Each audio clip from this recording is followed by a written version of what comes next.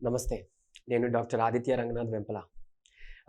ఈ కాలంలో చాలామంది షుగర్‌తో బాధపడే వాళ్ళు మనం చూస్తూనే ఉన్నాం. మన ఇంట్లో వాళ్ళు కూడా చాలామంది ఉండుంటారు. చెప్పాలంటే ప్రతి 10 మందిలో కనీసం ఒక 5-6 మందైనా ఇప్పుడు షుగర్ వ్యాధితో బాధపడుతున్నారు. ఇంకా ఎక్కువ మంది కూడా ఉన్నారు. అయితే చాలామందికొచ్చే డౌట్ ఏంటి అనంటే, ఇప్పుడు రైస్ మానేయాలా? అలానే రైస్ మానేసి చపాతీలని వాటికి వెళ్ళాలా? తర్వాత మిల్లెట్స్ అంటున్నారు వాటికి వెళ్ళాలా? అని చాలా డౌట్లున్నాయి. ఈరోజు టాపిక్ అదే. మనం దాని గురించి డీటెయిల్‌గా మాట్లాడుకోబోతున్నాం. అన్నం మానేయాలనంటే తరతరాలుగా మనకి అలవాటయింది. మనకి డైజెషన్‌కి ఈజీగా ఉండేది అన్నమే.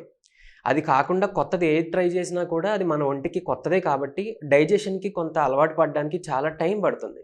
అలాగే ఒకవేళ వయసు పైబడిన వాళ్ళలో అరుగుదల శక్తి మామూలుగానే న్యాచురల్‌గానే తగ్గుతుంది.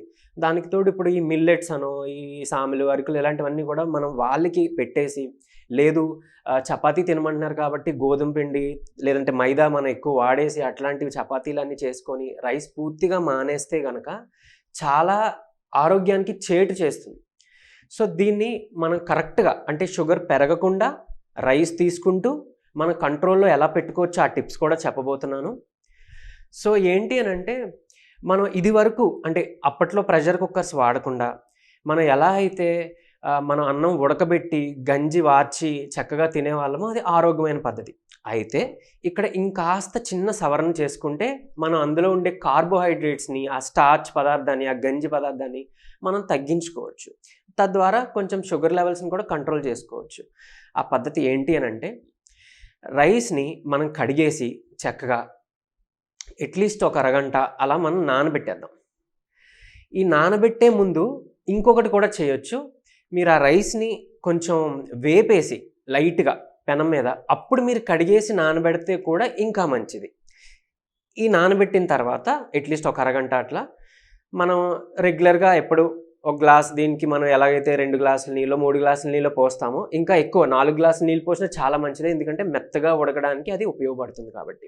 సో, దాన్ని లో ఫ్లేమ్‌లో చక్కగా ఒక 15-20 నిమిషాలు అలా నెమ్మదిగా ఉడకబెట్టించి తర్వాత గెంజి ఏదైతే ఉందో దాన్ని వార్చి ఆ అన్నం వేడి బాగా చల్లారక ముందే కొంచెం ఏదో అంటే కొంచెం వేడి చల్లారి కొంచెం గోరువెచ్చగా అవుతుంది. మనం తినగలిగేంత వేడికి వచ్చేసింది అని అనే టైంలోనే చక్కగా దాన్ని అప్పటికప్పుడే తినేస్తే చాలా ఉత్తమం. ఈ మాట మీరు వినే ఉండుంటారు.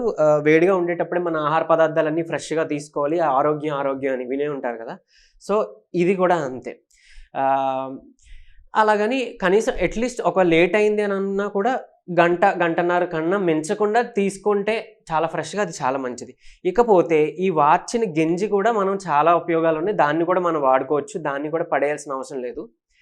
ఆ గెంజితో మనకెప్పుడైనా ఒకవేళ జ్వరం వచ్చిందనుకోండి, ఆ టైంలో తీసుకుంటే మీ ఒళ్ళు చక్కగా చల్లబడి, పొట్టకి చల్లగా అనిపిచ్చి మీకు చలవ చేస్తుంది. వెంటనే మీకు ఆ ఫీవర్ నుంచి, ఆ జ్వరం నుంచి బయటపడడానికి ఉపయోగపడుతుంది. అలానే దీన్ని మనం గెంజిని మొక్కలకు కూడా వేయొచ్చు. చాలా మంచిగా పెరుగుతాయి. మన ఇంట్లోనే చాలామంది పెంచుకుంటా ఉంటారు కదా! కాయగూరలనో, లేకపోతే పూల మొక్కలనో దానికి వేయొచ్చు. లేదు అనంటే చాలామంది ఈ ఎండాకాలంలో వాటిలో వేడి వల్ల కూడా కొంతమందికి జుట్టు రాలిపోవడం చూస్తుంటాం.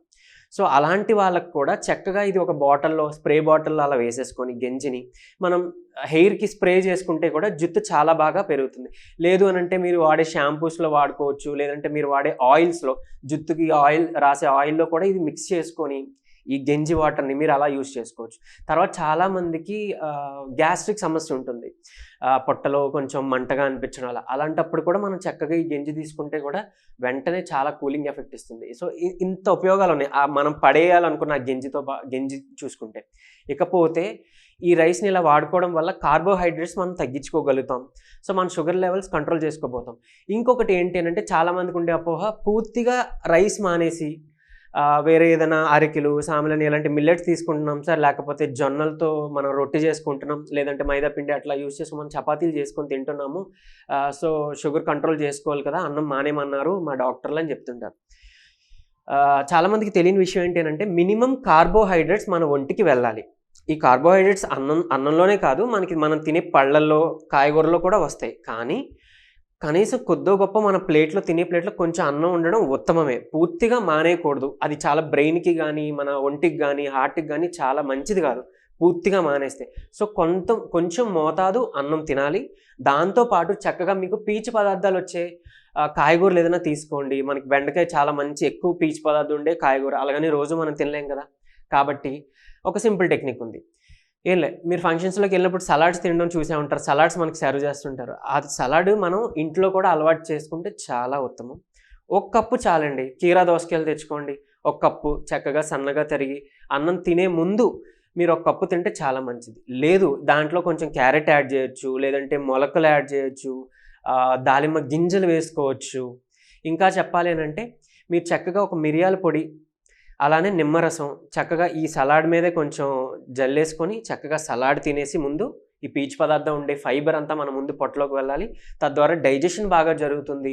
ఎవరికైనా కాన్స్టిపేషన్ ప్రాబ్లం ఉంది, మలబద్ధకం ప్రాబ్లం ఉందన్నా కూడా దీని ద్వారా మనకి క్యూర్ అయిపోతుంది. సో ముందు అది తిన్న తర్వాతే అన్నము కూర తినాలి. సో ఇలా తీసుకుంటే మనకి చాలా ఉత్తమం. ఇంకొకటి, ఖచ్చితంగా అన్నంలో ఒక 2 చెంచాలు నెయ్యినా కలుపుకోండి. ఆ మధ్యలో చాలా ఫాల్స్ ప్రోపగండా నడిచింది, నెయ్యి తింటే కొలెస్ట్రాల్ వస్తుందని. అవును, నెయ్యి తింటే కొలెస్ట్రాల్ వస్తుంది, గుడ్ కొలెస్ట్రాల్ వస్తుంది.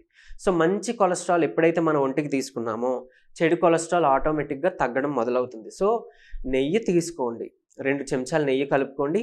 దీంట్లో ఇంకొక ఉపయోగం కూడా ఉంది. మనం తినే కాయగూరలో ఉండే ఏదైతే పోషకాలు ఉన్నాయో, న్యూట్రియంట్స్ ఉన్నాయో, అవి మన వంట పట్టడానికి కూడా ఈ నెయ్యి బాగా ఉపయోగపడుతుంది. ఎందుకు అని అంటే గుడ్ ఫ్యాట్ నెయ్యి, అలాగే ఎగ్, గుడ్డు లోపల ఉండే సొన కూడా మంచి ఫ్యాట్. సో ఇవి తీసుకుంటే కొన్ని విటమిన్స్ ఫ్యాట్ సాల్యుబుల్ ఉంటాయండి. అవి మన ఒంటికి పట్టాలి అంటే ఈ ఫ్యాట్ ఖచ్చితంగా కావాలి. మరి ఎలా వస్తుంది? మనం పూర్తిగా ఇది తినడం మానేస్తే నెయ్యో లేకపోతే గుడ్డో. సో కాబట్టి అది తీసుకుంటేనే మీకు ఉత్తమం.